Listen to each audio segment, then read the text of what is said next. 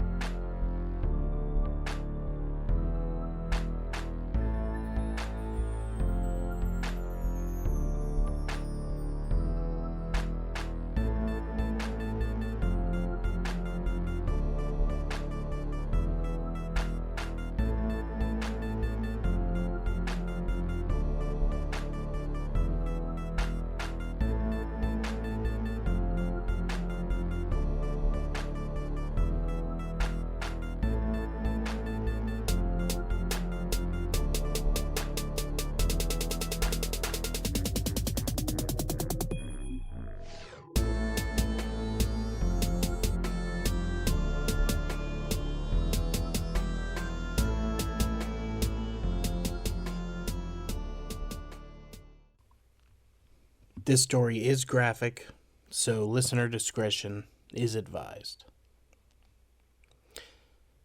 Dennis Andrew Nilsen was a Scottish serial killer and necrophile who murdered at least 12 young men and boys between 1978 and 1983.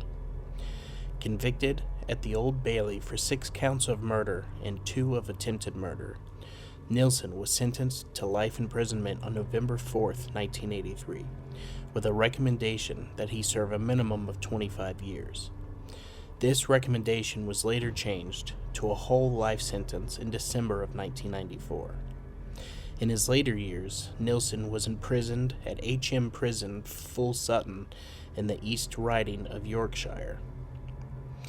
All of Nilsen's murders were committed at the 2 North London addresses where he lived between 1978 and 1983. His victims would be lured to these addresses through deception and killed by strangulation, sometimes accompanied by drowning. Following each murder, Nilsen would perform a ritual in which he bathed and dressed the victims' bodies, which he retained for extended periods of time, before dissecting and disposing of the remains by burning them in a bonfire or flushing them down a toilet. Nilsen became known as the Muswell Hill Murderer, as he committed his later murders in the Muswell Hill district of North London. He died at York Hospital on May 12, 2018, of a pulmonary embolism, which occurred following surgery to repair an abdominal aortic aneurysm. Dennis Andrew Nilsen was born on November 23, 1945, in Fraserburgh, Aberdeenshire, the second of 3 children born to Elizabeth White and Olaf Magnus Mokensheim, who had adopted the surname Nilsen. Mokensheim was a Norwegian soldier who had traveled to Scotland in 1940 as part of the Free Norwegian Forces following the German occupation of Norway. After a brief courtship, he married Elizabeth White in May 1942. The newlyweds then moved into her parents' house. The marriage between Nilsen's parents was difficult.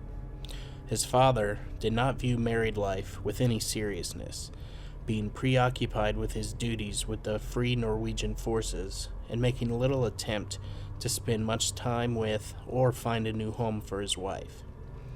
After the birth of their 3rd child, Nilsen's mother concluded that she had rushed into marriage without thinking. The couple divorced in 1948. All 3 of the children, Olaf Jr., Dennis, and Sylvia, had been conceived on their father's brief visits to their mother's household. Her parents, Andrew and Lily White, who had never approved of their daughter's choice of husband, were supportive of their daughter following her divorce and considerate of their grandchildren. Dennis was a quiet yet adventurous child. His earliest memories were of family picnics in the Scottish countryside with his mother and siblings, of his grandparents' pious lifestyle, which he later described as cold and dour, and of being taken on long countryside walks, carried on the shoulders of his maternal grandfather, to whom he was particularly close. Olaf Jr. and Sylvia occasionally accompanied Dennis and his grandfather on these walks. Despite only being 5 years old, Dennis vividly recalled these walks as being very long along the harbor, across the wide stretch of the beach, up to the sand dunes, which rise 30 feet behind the beach. He later described this stage of his childhood as one of contentment, and his grandfather being his great hero and protector, adding that whenever his grandfather, who was a fisherman, was at sea, life would be empty until he returned. By 1951, Nilsen's grandfather's health was in decline, but he continued to work. On October 31st, 1951, while fishing in the North Sea, he died of a heart attack at the age of 62. His body was brought ashore and returned to the White family home prior to burial. In what Dennis later described as his most vivid childhood recollection, his mother, weeping, asked him whether he wanted to see his grandfather. When he replied that he did, he was taken into the room where his grandfather lay in an open coffin. As Dennis gazed upon the body, his mother told him his grandfather was sleeping, adding that he had, quote, gone to a better place. In the years following the death of his grandfather, Dennis became more quiet and withdrawn, often standing alone at the harbor watching the boats. At home, he seldom participated in family activities and retreated from any attempts by adult family members to demonstrate any affection towards him. Dennis grew to resent what he saw as the unfair amount of attention his mother, grandmother, and later stepfather displayed towards his older brother and younger sister. Dennis envied Olaf Jr.'s popularity. He often talked to or played games with his younger sister, Sylvia, to whom he was closer than any other family member following his grandfather's passing. On one of his solo excursions to the beach in 1954 or 1955, Dennis became submerged beneath the water and was almost dragged out to sea. He initially panicked, flailing his arms and shouting as he gasped for air, which wasn't there. He recalled believing that his grandfather was about to arrive to pull him out before experiencing a sense of tranquility. His life was saved by another youth who dragged him ashore. Shortly after this incident, Dennis's mother moved out of his grandparents' home and into a flat with her 3 children. She later married a builder named Andrew Scott, with whom she had 4 more children in as many years. Although Dennis initially resented his stepfather, whom he viewed as an unfair disciplinarian, he gradually came to grudgingly respect him. The family moved to Stricken in 1955. At the onset of puberty, Dennis discovered that he was gay, which initially confused and shamed him, but he kept his sexuality hidden from his family and his few friends, because many of the boys to whom he was attracted had facial features similar to those of his younger sister, Sylvia. On one occasion, he sexually fondled her, believing that his attraction towards boys might be a manifestation of the care that he felt for her. Dennis made no efforts to seek sexual contact with any of the peers to whom he was sexually attracted, although he later said that he had been fondled by an older youth and did not find the experience unpleasant. On one occasion, he also caressed and fondled the body of his older brother as he slept. As a result of this, Olaf Jr. began to suspect his brother was gay and regularly belittled him in public. referring to Dennis as hen, which is a Scottish dialect for girl. Nilsen initially believed that his fondling of his sister may have been evidence that he was bisexual. As Dennis progressed into adolescence, he found life in Stricken increasingly stifling, with limited entertainment amenities or career opportunities. He respected his parents' effort to provide and care for their children, but began to resent the fact that his family was poorer than most of his peers, with his mother and stepfather making no effort to better their lifestyles. Thus, Dennis seldom invited his friends to the family home. At the age of 14, he joined the Army Cadet Force, viewing the British Army as a potential avenue for escaping his rural origins. Dennis's scholastic record was above average. He displayed a flair for history and art, but shunned sports. He finished his schooling in 1961 and briefly worked in a canning factory as he considered which career path he should choose. After 3 weeks at the factory, Dennis informed his mother that he intended to join the Army, where he intended to train as a chef.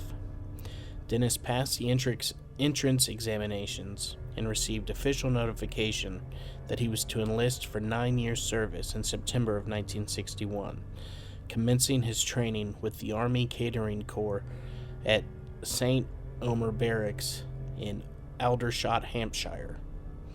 Within weeks, Dennis began to excel in his Army duties.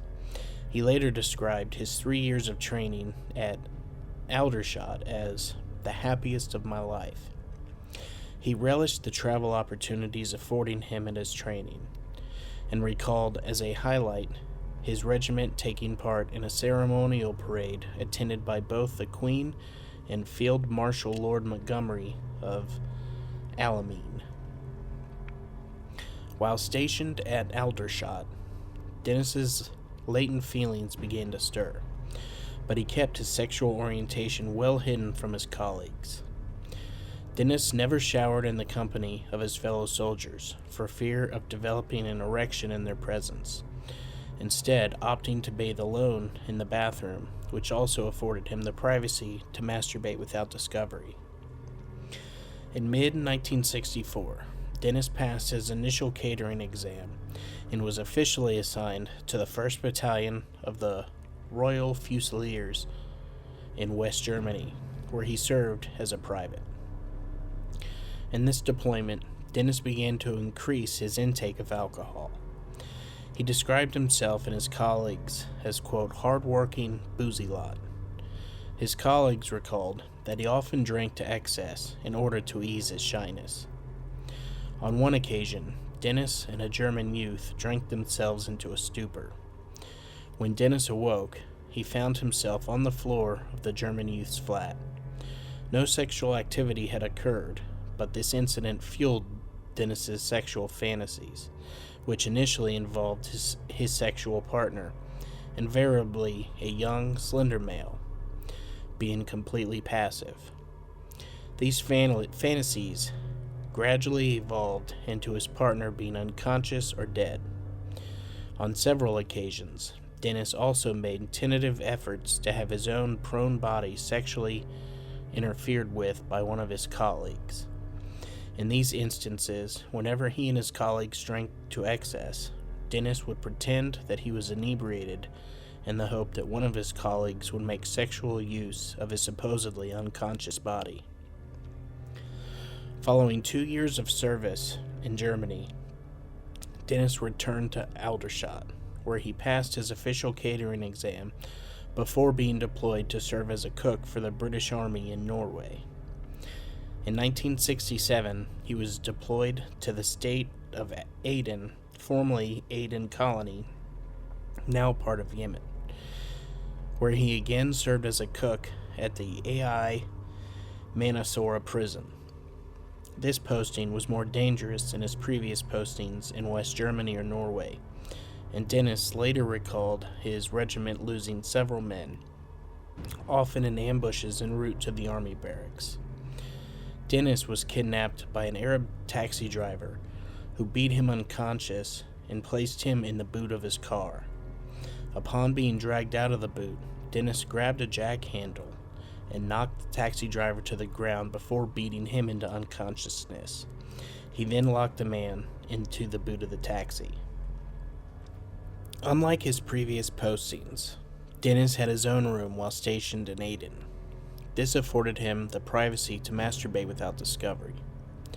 His developed fantasies of sex with an unresistant or deceased partner unfulfilled, he compensated by imagining sexual encounters with an unconscious body as he masturbated while looking at his own prone nude body in a mirror.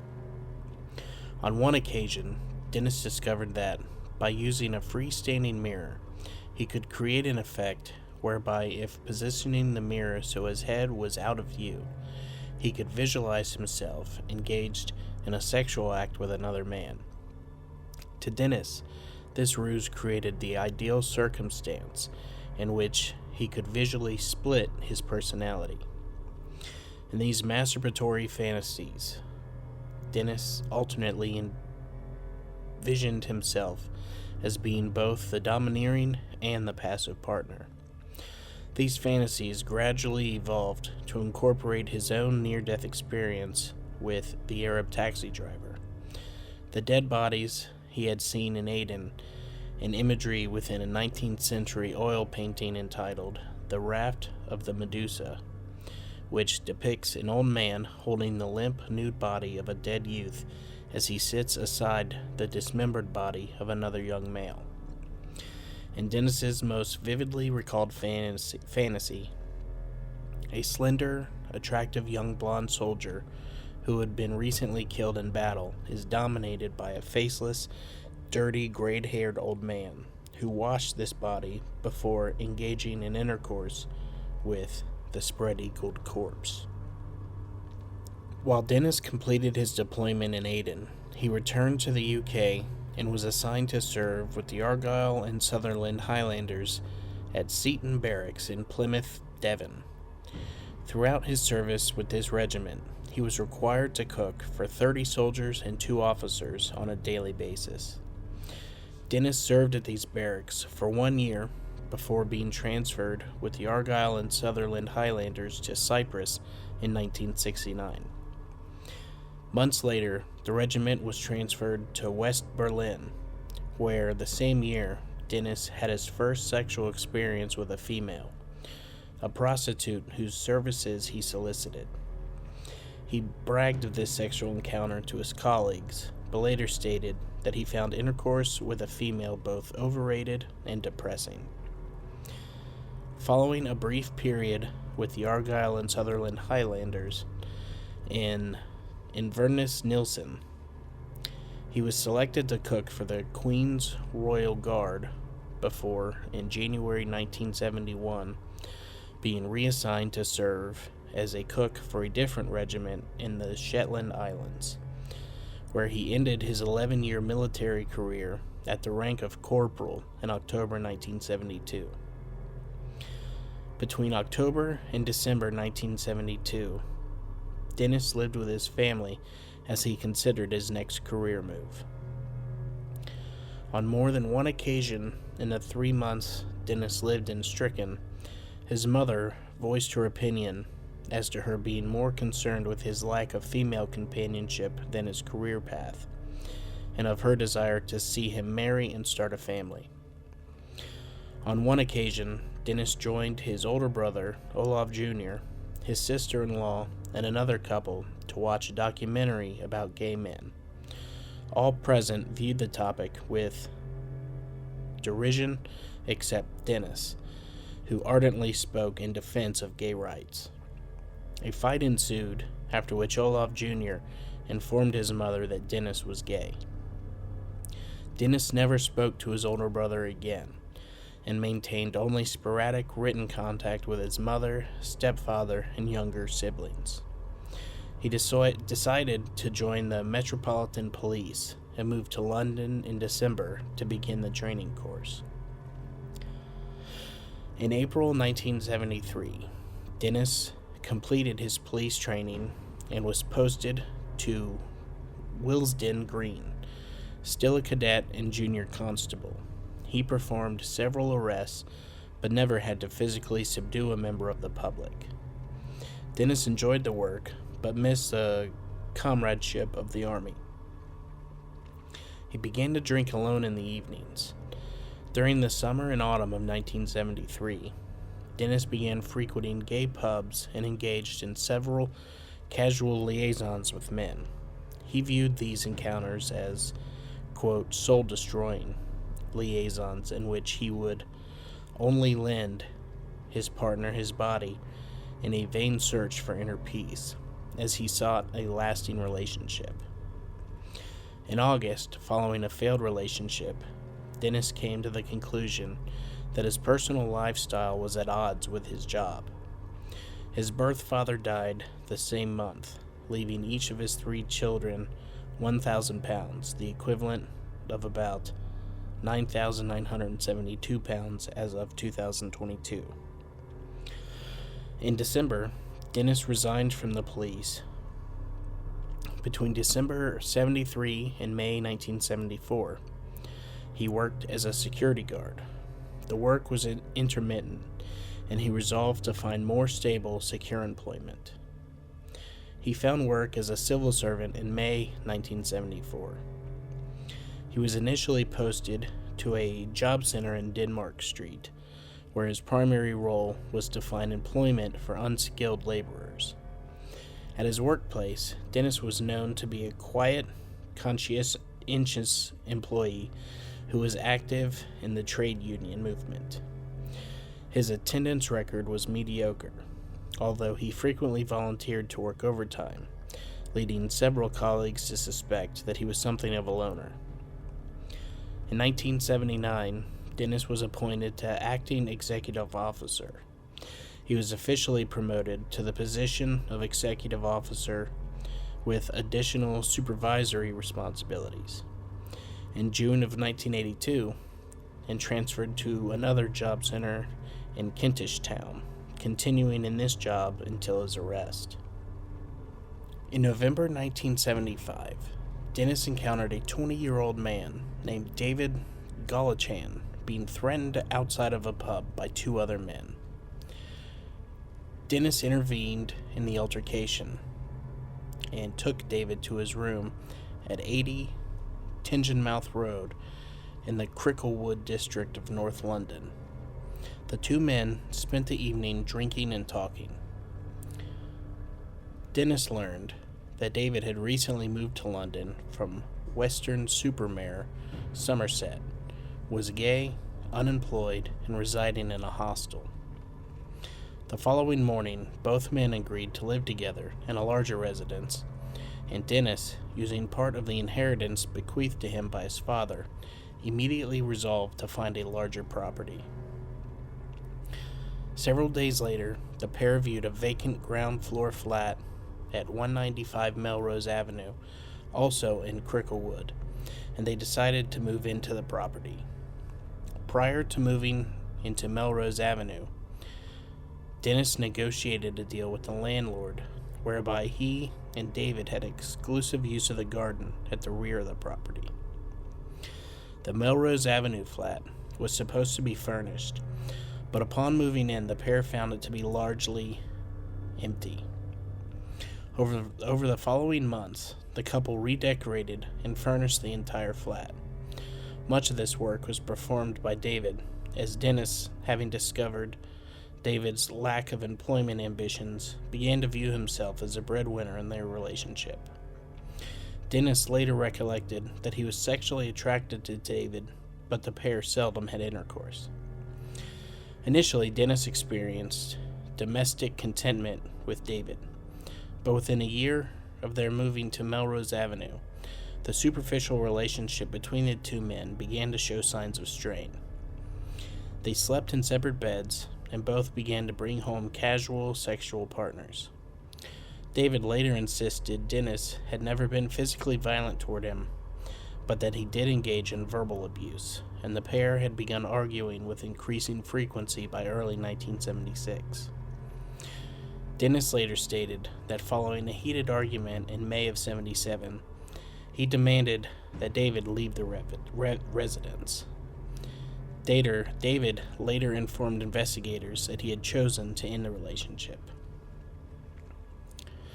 Dennis formed brief relationships with several other young men over the following 18 months.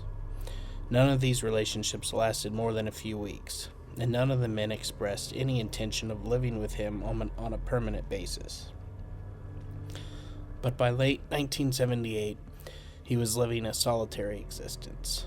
He had experienced at least 3 failed relationships in the previous 18 months, and he later confessed to having developed an increasing conviction that he was unfit to live with. Throughout 1978, he devoted an ever-increasing amount of his time, effort, to his work, and most evenings he spent consuming spirits and/or lager as he listened to music. Between 1978 and 1983, Dennis is also known to have killed a minimum of 12 men and boys, and to have attempted to kill 7 others. He initially confessed in 1983 to having killed about 16 victims. The majority of his victims were homeless or gay men.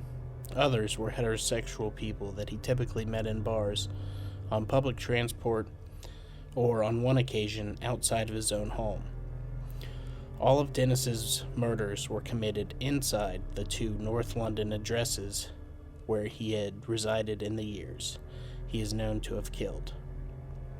His victims were lured to these addresses through guile, typically the offer of alcohol and/or shelter. Inside Dennis's homes, the victims were usually given food and alcohol and then strangled, typically with a ligature, either to death or until they had become unconscious. If the victim had been strangled into unconsciousness, Dennis then drowned him in a bathtub, his sink, or a bucket of water, before observing a ritual in which he bathed, clothed, and retained the bodies inside of his home for several weeks, or occasionally months, before he dismembered them. Each victim killed between 1978 and 1981 at his Cricklewood residence was disposed of via burning upon a bonfire. Prior to their dissection, Dennis removed their internal organs, which he disposed of either beside a fence, behind his flat, or close to Gladstone Park. The victims killed in 1982 and 1983 at his Moosewell Hill residence were retained at his flat, with their flesh and smaller bones flushed down the toilet. Dennis admitted to engaging in masturbation as he viewed the nude bodies of several of his victims, and to have engaged in sexual acts with 6 of his victims' bodies, but was adamant that he had never penetrated any of his victims. Dennis killed his first victim, 14-year-old Stephen Holmes, on December 30th, 1978. Holmes encountered Dennis in the Cricklewood Arms pub, where Holmes had unsuccessfully attempted to purchase alcohol. According to Nilsen, he had been drinking heavily alone on the day that he met Holmes, before deciding in the evening that he must, at all costs, leave his flat and seek company. Dennis invited Holmes to his house with the promise of the 2 drinking alcohol and listening to music, believing him to be approximately 17 years old. At Dennis's home, both he and Holmes drank heavily before they fell asleep. The following morning, Dennis awoke to find the sleeping Holmes beside him on his bed. In his subsequent written confessions, he stated that he was, quote, afraid to wake him in case he left me. After caressing the sleeping youth, Dennis decided Holmes was to stay with me over the new year, whether he wanted to or not.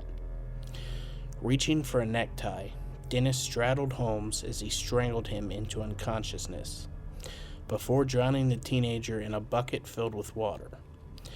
Nilsen then washed the body in his bathtub before placing Holmes on his bed and caressing his body. He twice masturbated over the body before awaiting the passing of rigor mortis to enable him to stow the corpse beneath his floorboards. Holmes's bound corpse remained beneath the floorboards for almost 8 months before Dennis built a bonfire in the garden behind his flat and burned the body on August 11, 1979. Reflecting on his killing spree in 1993, Dennis stated that, having killed Holmes, I caused dreams which caused death. This is my crime, adding that he had started down the avenue of death in possession of a new kind of flatmate. On October 11, 1979, Dennis attempted to murder a student from Hong Kong named Andrew Ho, whom he had met at a St. Martin's Lane pub and lured to his flat on the promise of sex. Dennis attempted to strangle Ho, who managed to flee from his flat and reported the incident to police. Dennis was questioned in relation to the incident, but Ho decided not to press charges. 2 months after the attempted murder of Ho, on December 3, 1979, Dennis encountered a 23-year-old Canadian student named Kenneth Ockenden, who had been on a tour of England visiting relatives. Dennis encountered Kenneth as they both drank in a West End pub. Upon learning the young man was a tourist,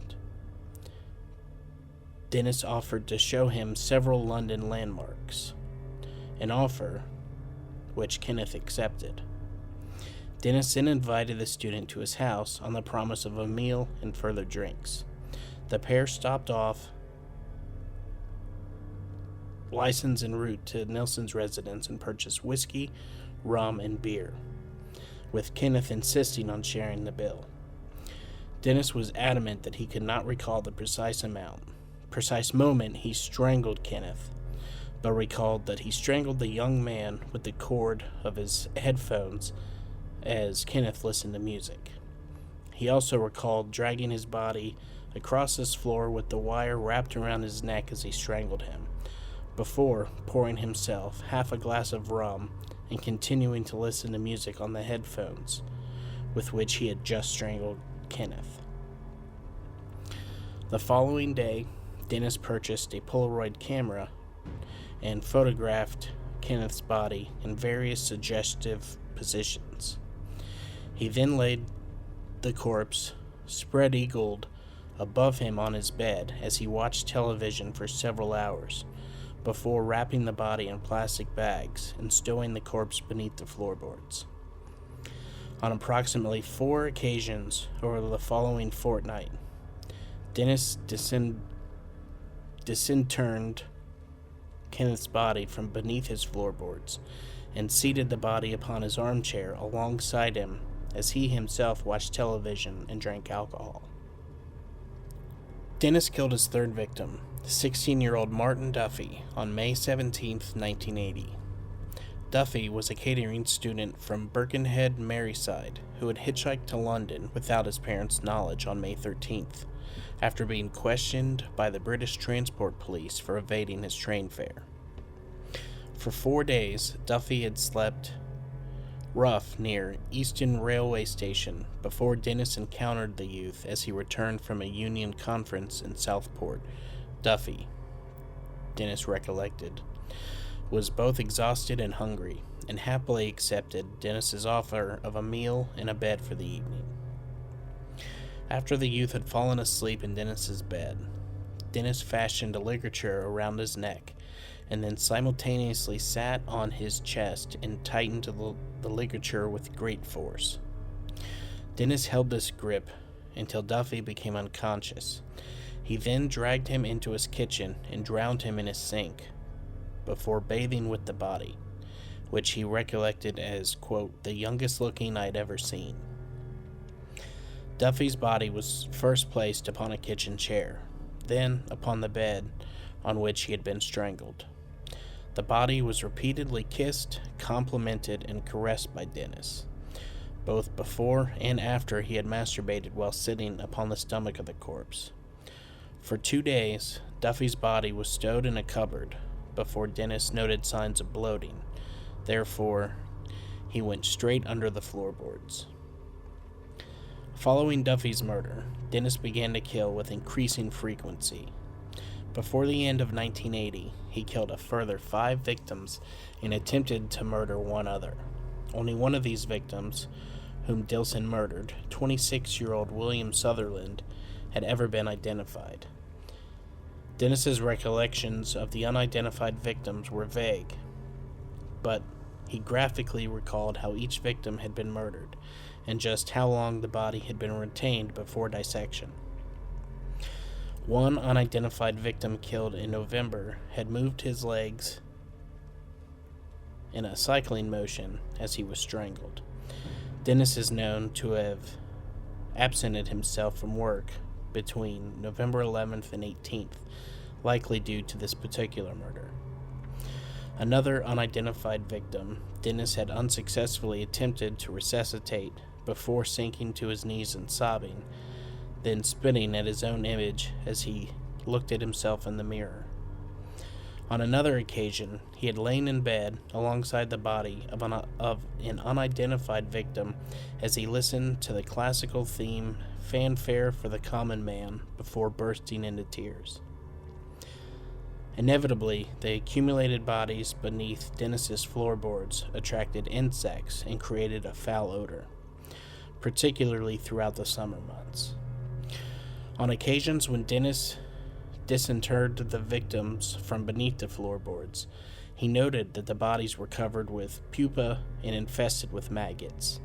Some victims' head had maggots crawling out of the eye sockets and mouths. He placed deodorants beneath the floorboards and sprayed insecticide about the flat twice daily, but the odor of decay and the presence of flies remained.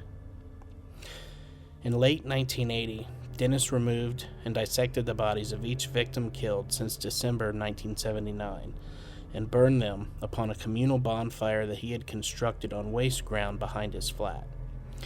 To disguise the smell of the burning flesh of the 6 dissected bodies placed upon this pyre, Dennis crowned the bonfire with an old car tire.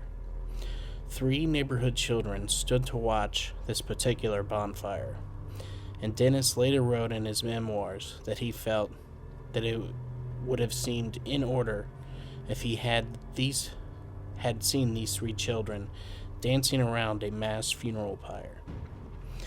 When the bonfire had been reduced to ashes and cinders, Dennis used a rake to search the debris for any recognizable bones. Noting a skull was still intact, he smashed it to pieces with his rake. On or about January 4th, 1981, Dennis encountered an unidentified man with whom he described for investigators as an 18-year-old blue-eyed young Scot at the Golden Lion pub in Soho. He was lured to Melrose Avenue upon the promise of partaking in a drinking contest. After Dennis and his victim had consumed several beverages, Dennis strangled him with a tie and subsequently placed the body beneath the floorboards. Dennis is known to have informed his employers that he was ill and unable to attend work on January 12th, in order that he could dissect both the victims and another unidentified victim that he had killed approximately 1 month earlier. By April, Dennis had killed 2 further unidentified victims, one of whom he described as an English skinhead whom he had met in Leicester Square. The other he described as Belfast Boy, a man in his early 20s, approximately 5 foot 9 inches in height, whom he had murdered sometime in February.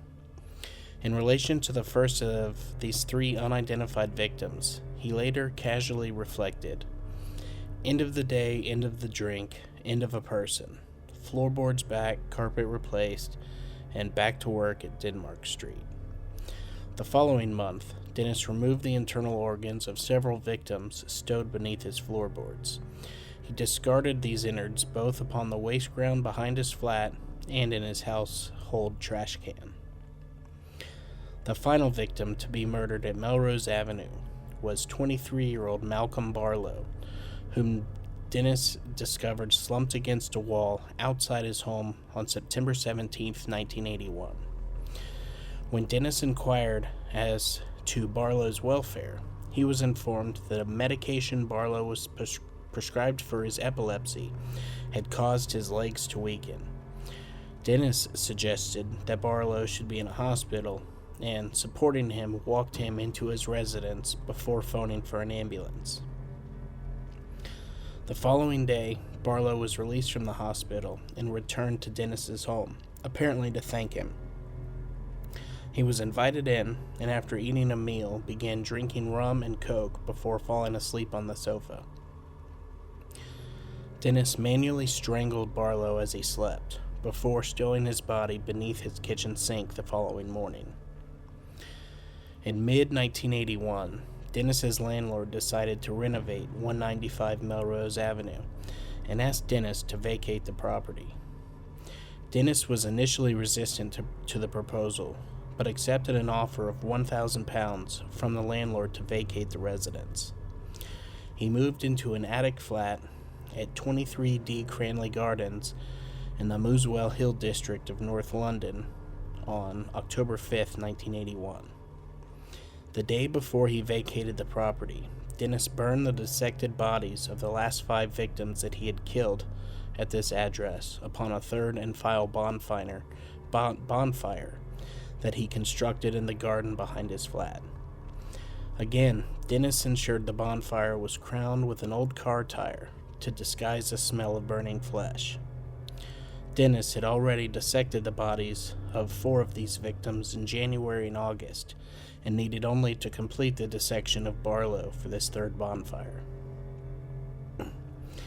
At 23 Cranley Gardens, Dennis had no access to a garden, and as he resided in an attic flat, he was unable to stow any bodies beneath his floorboards. For almost 2 months, any acquaintances Dennis encountered and lured to his flat were not assaulted in any manner, although he did attempt to strangle a 19-year-old student named Paul Nobbs on November 23, 1981, but stopped himself from completing the act. In March 1982, Dennis encountered 23-year-old John Howlett while drinking in a pub near Leicester Square. Howlett was lured to Dennis's flat on the promise of continuing drinking with Dennis. There, both Dennis and Howlett drank as they watched a movie, before Howlett walked into Dennis's front room and fell asleep on his bed, which was located in the front room at this time. 1 hour later, Dennis unsuccessfully attempted to rouse Howlett, then sat on the edge of the bed drinking rum as he stared at him before deciding to kill him. Following a ferocious struggle, Dennis strangled Howlett into unconsciousness with an upholstery strap before returning to his living room. Shaking from the stress of the struggle, in which he had believed he would be overpowered. On 3 occasions over the following 10 minutes, Dennis unsuccessfully attempted to kill this victim after noting that he had resumed breathing, before deciding to fill his bathtub with water and drown him.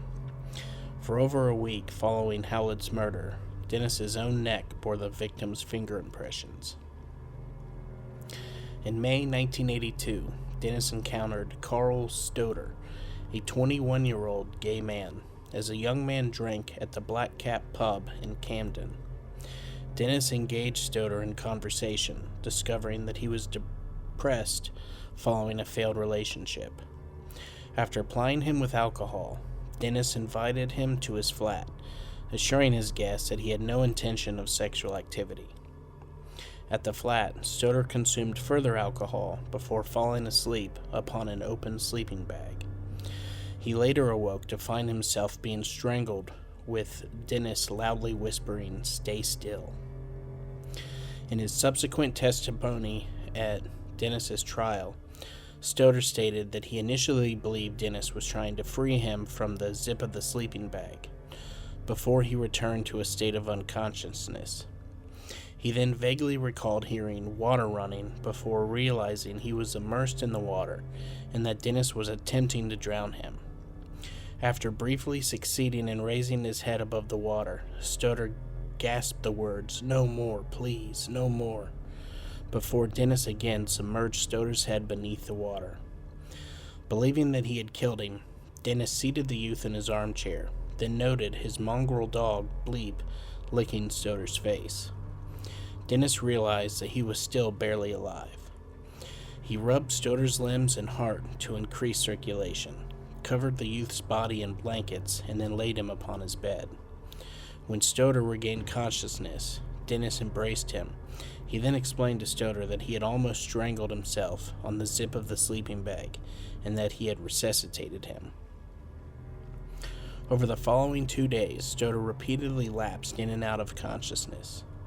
When Stoder had regained enough strength to question Dennis as to his recollections of being strangled and immersed in cold water, Dennis explained that he had become caught in the zipper of the sleeping bag following a nightmare, and that he had placed him in cold water as "you were in shock." Dennis then led Stoder to a nearby railway station, where he informed the young man that he hoped that he might meet again before he bade farewell to him.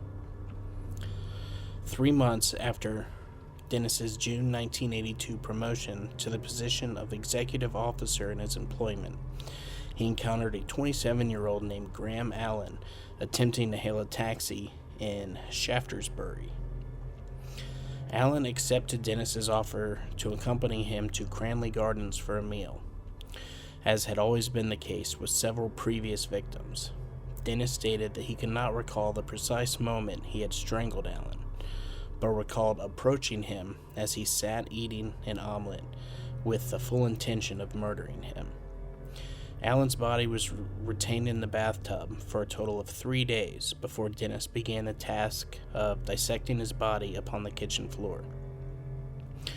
Dennis is again known to have informed his employers he was ill and unable to work on October 9th, 1982, likely in order that he could complete the dissection of Allen's body. On January 26, 1983, Dennis killed his final victim, 20-year-old Stephen Sinclair. Sinclair was last seen by acquaintances in the company of Dennis, walking in the direction of a tube station. At Dennis's flat, Sinclair fell asleep in a drug and alcohol-induced stupor in an armchair as Dennis sat listening to the rock opera Tommy. Dennis approached Sinclair, knelt before him, and said to him, "Oh, Stephen, here I go again," before strangling Sinclair with a ligature constructed with a necktie and rope. Noting crepe bandages upon each of Sinclair's wrists, Dennis removed these to discover several deep slash marks from where Sinclair had recently tried to kill himself. Following his usual ritual of bathing the body, Dennis laid Sinclair's body upon his bed, applied talcum powder to the body, then arranged 3 mirrors around the bed before himself lying naked alongside the dead man. Several hours later, he turned Stephen's head toward him before kissing his body on the forehead and saying, "Good night, Stephen." Dennis then fell asleep alongside the body. As had been the case with both Howlett and Allen, Sinclair's body was subsequently dissected, with various dismembered parts wrapped in plastic bags and stored in either a wardrobe, a tea chest, or within a drawer located beneath the bathtubs. The bags used to seal Sinclair's remains were sealed with the same crepe bandages Nilsen had found upon Sinclair's wrists. Dennis attempted to dispose of the flesh, internal organs, and smaller bones of all 3 victims killed at Cranley Gardens by flushing their dissected remains down his toilet, in a practice which he had conducted upon several victims killed at Melrose Avenue. He also boiled the heads, hands, and feet to remove the flesh off of these sections of the victims' bodies. On February 4th, 1983, Dennis wrote a letter of complaint to estate agents complaining that the drains at Cranley Gardens were blocked, and that the situation for both himself and the other tenants at the property was intolerable. The following day, he refused to allow an acquaintance to enter his property, the reason being he had begun to dismember Sinclair's body on the floor of his kitchen. Dennis's murders were first discovered by a Dino Rod employee, Michael Catran, who responded to the plumbing complaints made by both Dennis and other tenants of Cranley Gardens on February 8th. Opening a drain cover at the side of the house, Catran discovered the drain was packed with a flesh-like substance and numerous small bones of unknown origin. Catran reported his suspicions to his superior, Gary Wheeler. As Catran had arrived at the property at dusk, he and Wheeler agreed to postpone further investigation into the blockage until the following morning. Prior to leaving the property, Dennis and fellow tenant Jim Alcock convened with Catran to discuss the source of the substance. Upon hearing Catran exclaim how similar the substance was in appearance to human flesh, Dennis replied, "It looks to me like someone had been flushing down their Kentucky Fried Chicken." At 7:30 a.m. the following day, Catran and Wheeler returned to the Cranley Gardens, by which time the drain had been cleared. This aroused the suspicions of both men. Catran discovered some scraps of flesh and 4 bones in a pipe leading from the drain, which linked to the top flat of the house. To both Catran and Wheeler, the bones looked as if they originated from a human hand. Both men immediately called the police, who, upon closer inspection, discovered further small bones and scraps of what looked to the naked eye like either human or animal flesh in the same pipe. These remains were taken to the mortuary at Hornsey, where pathologist David Bowen advised police that the remains were human, and that one particular piece of flesh he concluded had been from a human neck bore a ligature mark. Upon learning from fellow tenants that the top floor flat from where the human remains had been flushed belonged to Dennis, Detective Chief Inspector Peter J. and 2 colleagues opted to wait outside the house until Dennis returned home from work. When Dennis returned home, DCI-J introduced himself and his colleagues, explaining that they had come to inquire about the blockage in the drains from his flat. Dennis asked why the police were interested in his drains, and also whether or not the 2 officers present with Jay were health inspectors. In response, Jay informed Dennis that the other 2 were also police officers, and requested access to his flat to discuss the matter further. The 3 officers followed Dennis into his flat, where they immediately noted the odor of rotting flesh. Dennis questioned further as to why the police were interested in his drains, to which he was informed the blockage had been caused by human remains. Dennis feigned shock and bewilderment, stating, "Good grief, how awful." In response, Jay replied, "Don't mess about, where's the rest of the body?" Dennis responded calmly, admitting that the remainder of the body could be found in 2 plastic bags in a nearby wardrobe, from which DCI-J and his colleagues noted the overpowering smell of decomposition emanated. The officers did not open the cupboard, but asked Dennis whether there were any other body parts to be found, to which Dennis replied, "It's a long story. It goes back a long time. I'll tell you everything. I want to get it off my chest. Not here, at the police station." He was then arrested and cautioned on suspicion of murder before being taken to Hornsey Police Station.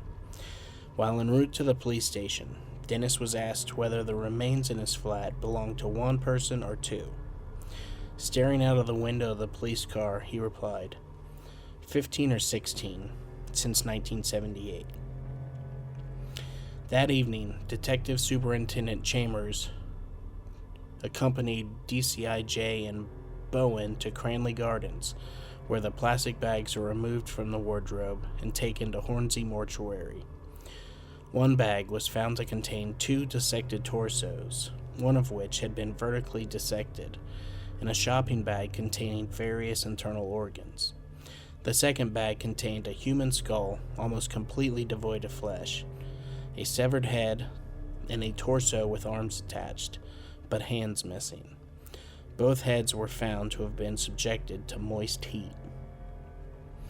In an interview conducted on February 10th, Dennis confessed there were further human remains stowed in a tea chest in his living room, with other remains inside an upturned drawer in his bathroom.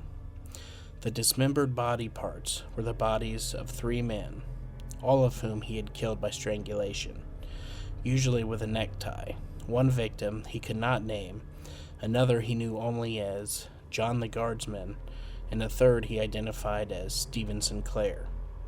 He also stated that beginning in December 1978, he had killed 12 or 13 men at his former address, 195 Melrose Avenue.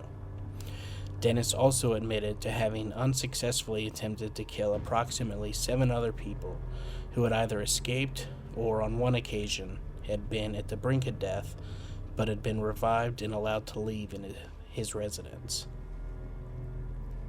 A further search for additional remains at Cranley Gardens on February 10th revealed the lower section of a torso and 2 legs stowed in a bag in the bathroom, and a skull, a section of torso, and various bones in the tea chest.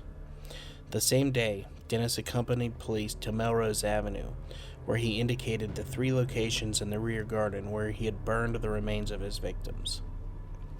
Catran contacted the Daily Mirror on February 10th, informing the newspaper of the ongoing search for human remains at Cranley Gardens, leading the newspaper to break the story and spark intense national media interest.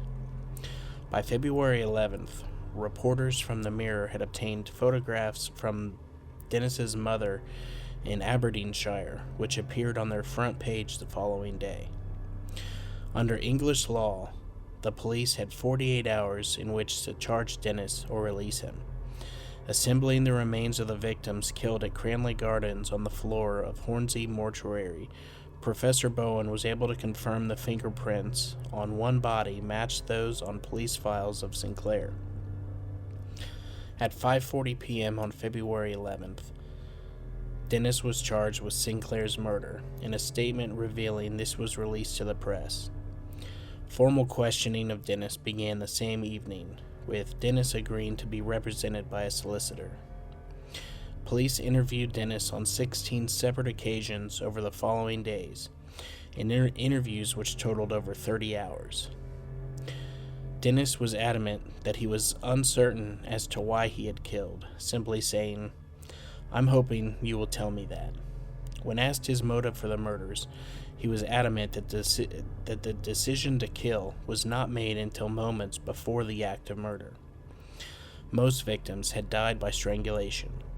On several occasions, he had drowned the victims once they had been strangled into unconsciousness.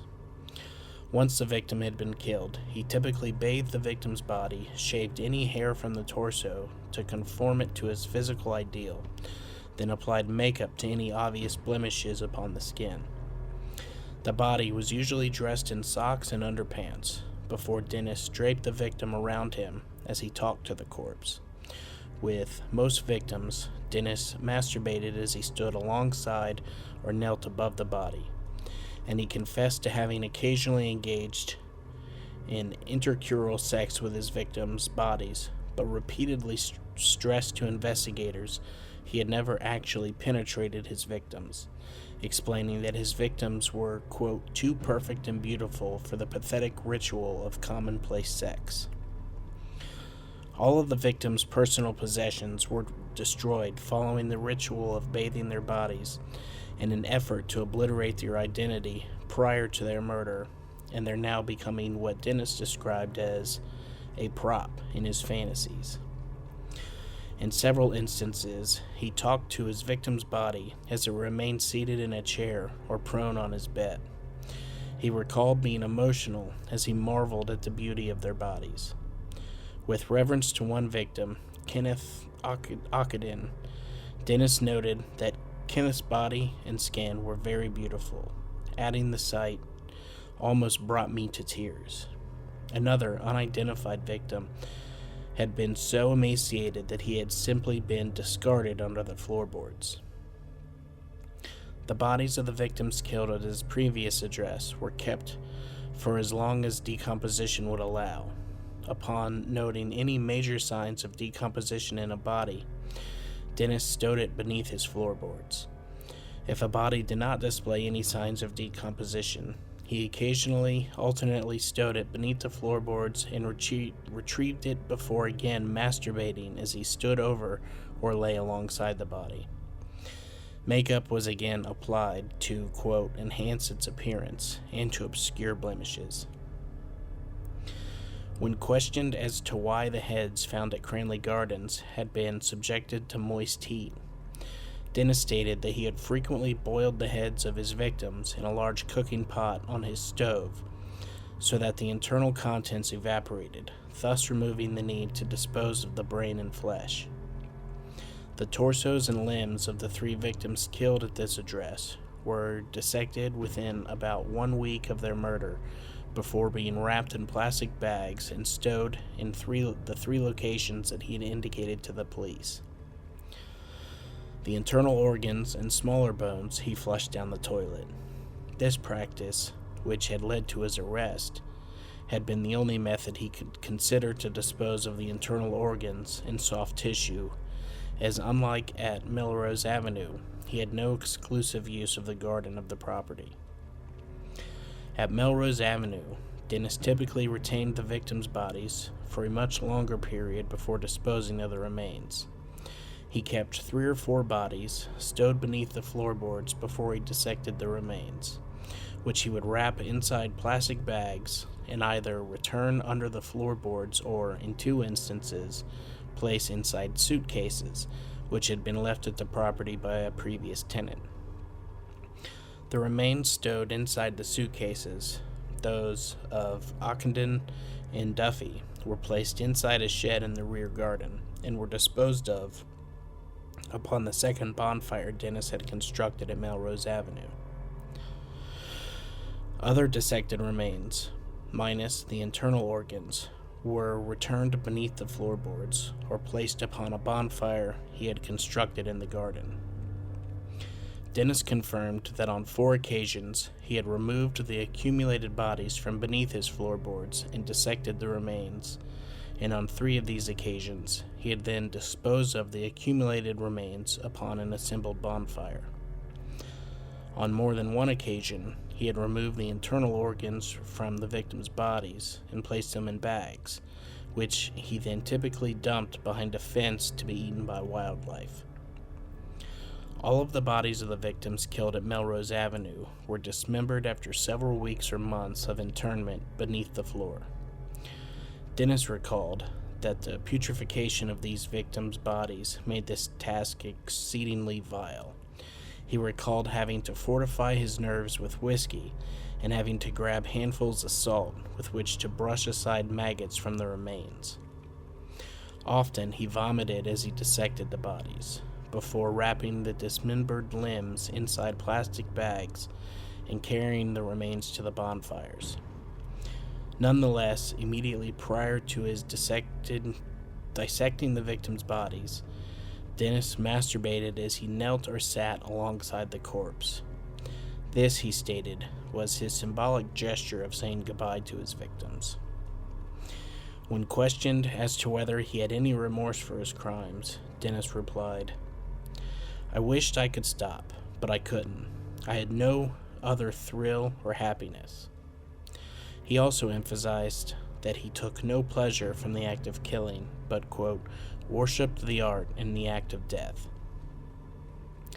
On February 11, 1983, Dennis was officially charged with the murder of Stephen Sinclair. He was transferred to HMP Brixton to be held on remand until his trial. According to Dennis, upon being transferred to Brixton Prison to await trial, his mood was one of resignation and relief, with his belief being that he would be viewed in accordance with law as innocent until proven guilty. He objected to wearing a prison uniform while on remand, in protest at having to wear a prison uniform in what he interpreted to be breaches of prison rules. Dennis threatened to protest against his remand conditions by refusing to wear any clothes. As a result of this threat, he was not allowed to leave his cell. On August 1st, he threw the contents of his chamber pot out of his cell, hitting several prison officers. This incident resulted in Dennis being found guilty on August 9th of assaulting prison officers and subsequently spending 56 days in solitary confinement. On May 26, Dennis was committed to stand trial at the Old Bailey on 5 counts of murder and 2 of attempted murder. A 6th murder charge was later added. Throughout this committal hearing, he was represented by a solicitor named Ronald Moss, whom he had previously dismissed as his legal representative on April 21st, before Moss was reappointed to that role after Dennis had complained to magistrates he had been afforded no facilities with which he could mount his own defense. Moss was to remain Dennis's legal representative until July 1983, when Dennis, again expressing his intention to defend himself, discharged him until August 5th, when Dennis once again reappointed Moss. Initially, Dennis intended to plead guilty to each charge of murder at his upcoming trial. With Dennis's full consent, Moss had fully prepared his defense. 5 weeks before his trial, Dennis again dismissed Moss and opted instead to be represented by Ralph Hams, upon whose advice Dennis agreed to plead not guilty by diminished responsibility. Dennis was brought to trial on October 24, 1983, charged with 6 counts of murder and 2 of attempted murder. He was tried at the Old Bailey before Mr. Justice Croom Johnson and pleaded not guilty on all charges. The primary dispute between the prosecuting and defense counsel was not whether Dennis had killed the victims, but his state of mind before and during the killings. The prosecuting counsel, Alan Green, argued that Dennis was sane and full control of his actions and had killed with premeditation. The defense counsel, Ivan Lawrence, argued that Dennis suffered from diminished responsibility, rendering him incapable of forming the intention to commit murder and should therefore be convicted only of manslaughter. The prosecution counsel opened the case for the Crown by describing the events of February 1983 leading to the identification of human remains in the drains at Cranley Gardens and Dennis's subsequent arrest, the discovery of 3 dismembered bodies in his property, his detailed confession, his leading investigators to the charred bone fragments of 12 further victims killed at Melrose Avenue, and the efforts he had taken to conceal his crimes. In a tactful reference to the primary dispute between opposing counsel at the trial, Green closed his opening speech with an answer Dennis had given to police in response to a question as to whether he needed to kill. At a precise moment of the act of murder, I believe I am right in doing the act. To counteract this argument, Green added, "The Crown says that even if there was mental abnormality, that was not sufficient to diminish substantially his responsibility for these killings." The first witness to testify for the prosecution was Douglas Stewart, who testified that in November 1980, he had fallen asleep in a chair in Dennis's flat, only to wake to find his ankles bound to a chair and Dennis strangling him with a tie as he pressed his knee to his chest. Successfully overpowering Nilsen, Stewart testified that Dennis had then shouted, "Take my money." This, the prosecution attested, reflected Dennis's rational, cool presence of mind and that he hoped to be overheard by other tenants. Upon leaving Dennis's residence, Stewart had reported the attack to police, who in turn questioned him, noting conflicting details in the accounts given by both men. Police had dismissed the incident as a lover's quarrel. Upon cross-examination, the defense counsel sought to undermine Stewart's credibility, pointing to minor inconsistencies in the testimony. The fact that he had consumed much alcohol on the night in question and suggesting his memory had been selectively magnified as he had previously sold his story to the press. On October 25th, The court heard testimony from two further men who had survived attempts by Dennis to strangle them. The first of these, Paul Nobbs, provided testimony which the prosecution asserted was evidence of Dennis's self-control and ability to refrain from homicidal impulses. A university student, Nobbs testified that he accompanied Dennis to Cranley Gardens for alcohol and sex and woke in the early hours of the morning with a terrible headache. Upon washing his face in Dennis's bathroom, as Nobbs noted, his eyes were bloodshot and his face completely red. Dennis had exclaimed, "God, you look bloody awful." Dennis advised the youth to see a doctor. Nobbs had not reported the attack to the police for fear of his sexuality being discovered. Contrary to the prosecution claims, the defense counsel asserted that Nobbs' testimony reflected Dennis's rational self being unable to control his impulses.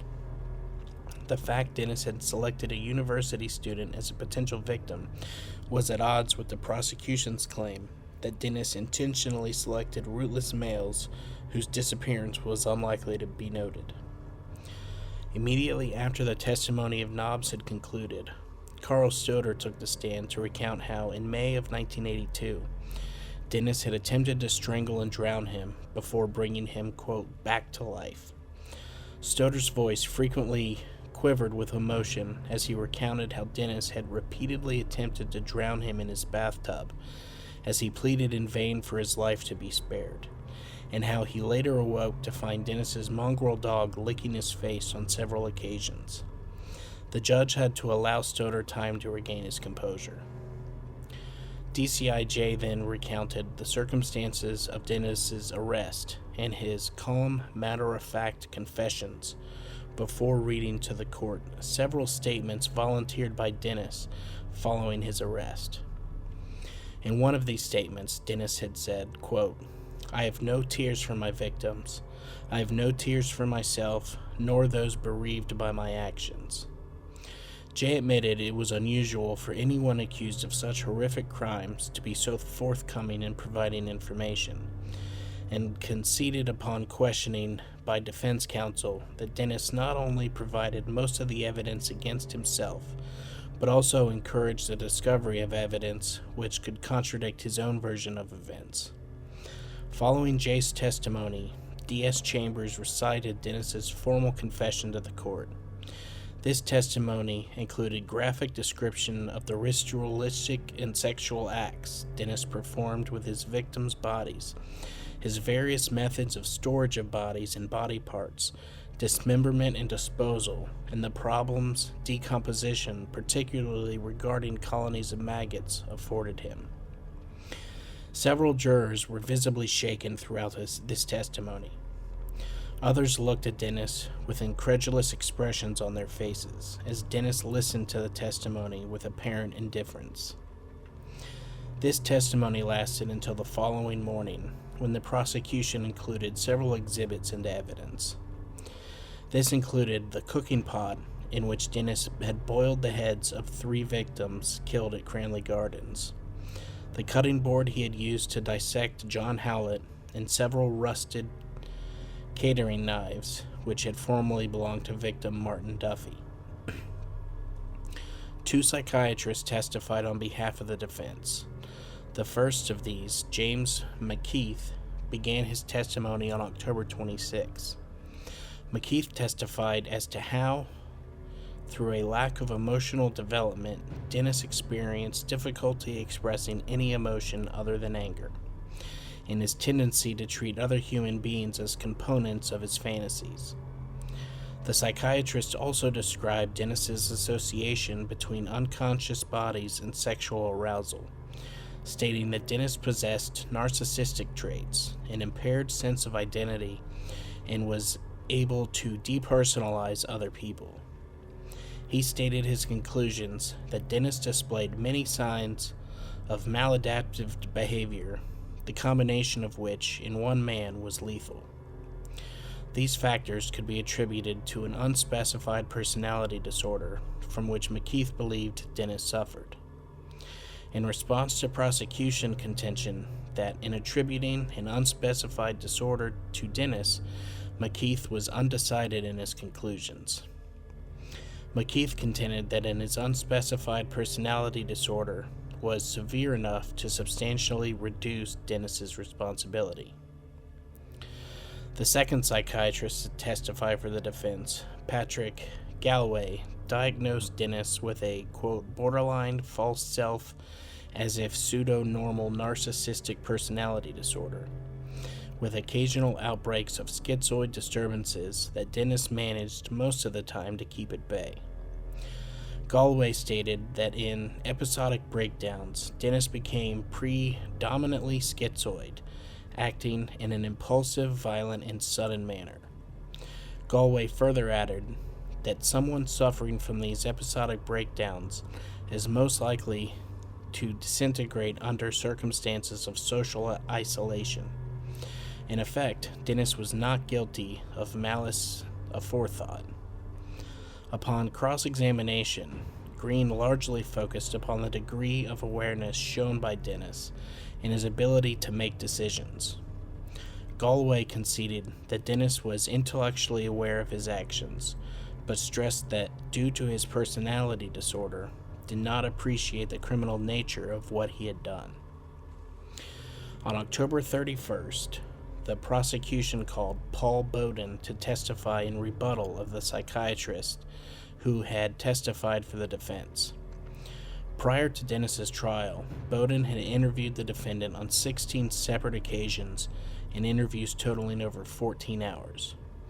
Over 2 days, Bowden testified that although he found Dennis to be abnormal in a colloquial sense, he had concluded Dennis to be a manipulative person who had been capable of forming relationships, but had forced himself to objectify people.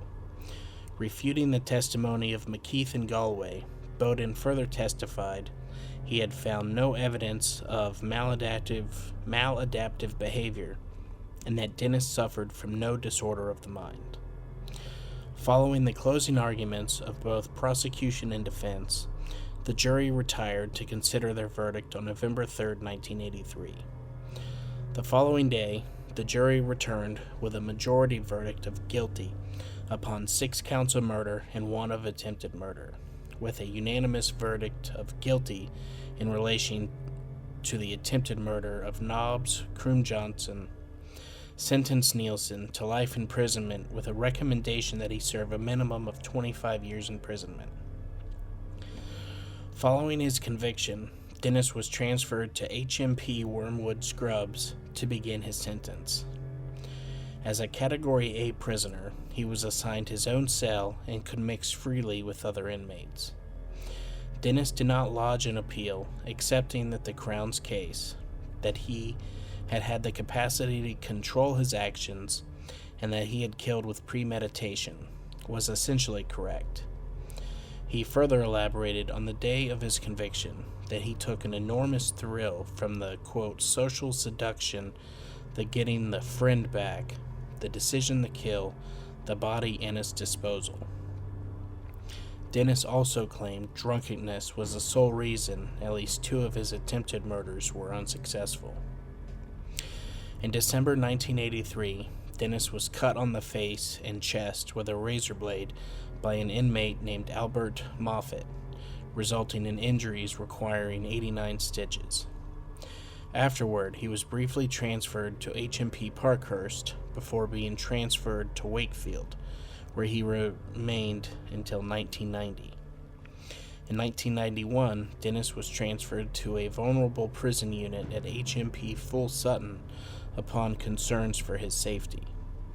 He remained there until 1993, when he was transferred to Whitmore, again as a Category A prisoner and with increased segregation from other inmates.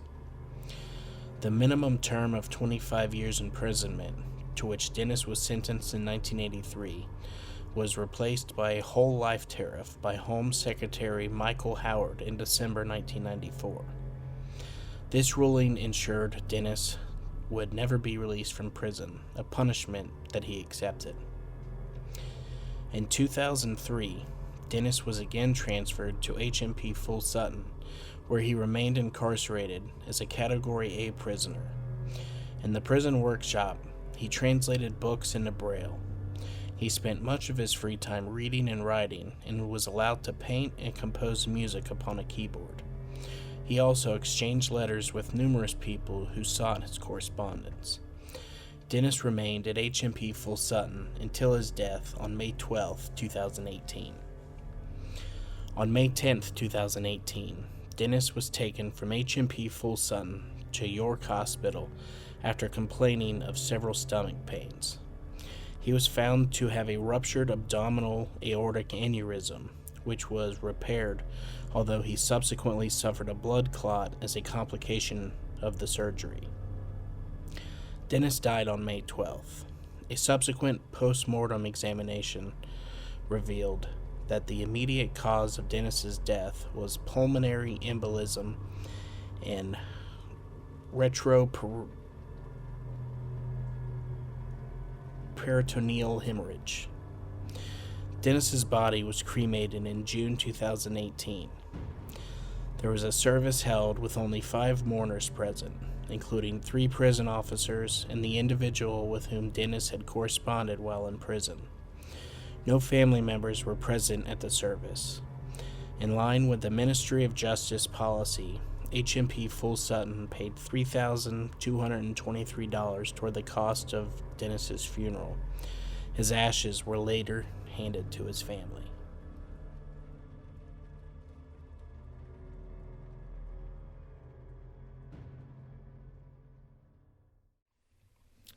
Just as I said, that was a wild story. I usually have some thoughts about a big story like this, but all I can really say is good riddance. Killing all of those innocent people and trying to play crazy afterwards. But anyways, that is going to do it for today's episode. I hope that everyone enjoyed the story, as crazy as it was. If you did, could you please rate and review on Spotify and Apple Podcasts? A 5-star rating really helps others to find us. Don't forget to join us on Facebook, follow us on Instagram, and subscribe on YouTube. And a little bit of news I should have mentioned at the beginning. Next week's 2-year anniversary episode, I was really wanting it to be about you guys, the listeners, but unfortunately I didn't receive any stories. So I hope I can come up with something good for you guys. But if you do enjoy the show, please consider helping to support us by joining on Patreon, with monthly bonus episodes being available from the $5 tier. Once again, thank you everyone for listening, and make sure to keep your doors and windows locked, and stay ready for Ohio Unsolved.